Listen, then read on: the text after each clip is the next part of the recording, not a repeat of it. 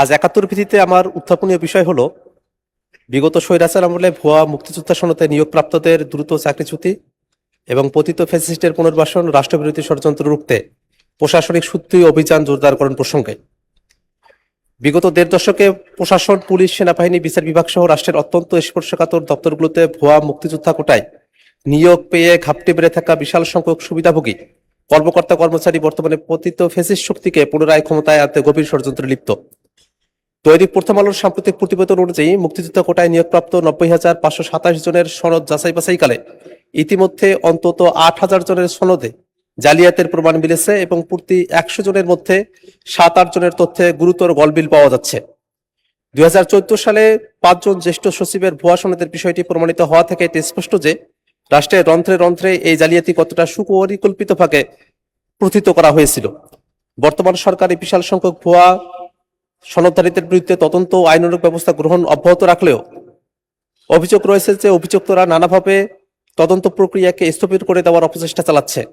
বিগত স্বৈরাচারী আমলে জালিয়াতের মাধ্যমে নিয়োগ পাওয়া এই চক্রকে অবিলম্বে চাকরিচ্যুতি করে আইনের আওতায় আনা না হলে এরা রাষ্ট্রের গোপনীয় তথ্য পাচার করে বা সিভিল, মিলিটারি বা জুডিশিয়ারি কুয়ের উস্কানি দিয়ে পতিত ফ্যাসিস্ট শক্তিকে পুনর্বাসনের মাধ্যমে বড় ধরনের জাতীয় সংকট তৈরি করতে পারে।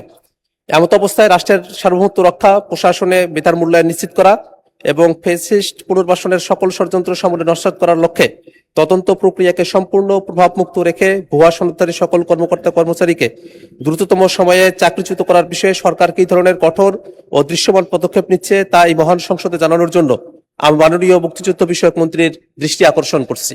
ধন্যবাদ মাননীয় স্পিকার। ধন্যবাদ মাননীয় সদস্য।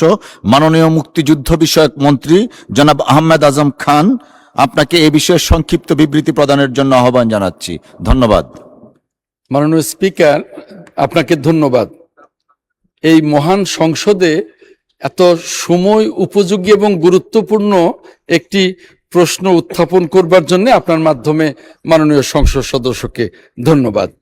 মাননীয় স্পিকার, আপনার মাধ্যমে এই মহান সংসদকে এবং মাননীয় সংসদ সদস্যকে জানাতে চাই, বর্তমান সরকার যে সকল অমুক্তিযোদ্ধা ও তাদের ওয়ারিশগণ জালিয়াতির মাধ্যমে মুক্তিযোদ্ধা কোটায় বিভিন্ন চাকরিতে, সরকারি চাকরিতে নিয়োগপ্রাপ্ত হয়েছেন, তাদের বিরুদ্ধে কঠোর ব্যবস্থা গ্রহণের প্রক্রিয়া ইতিমধ্যে শুরু হয়েছে।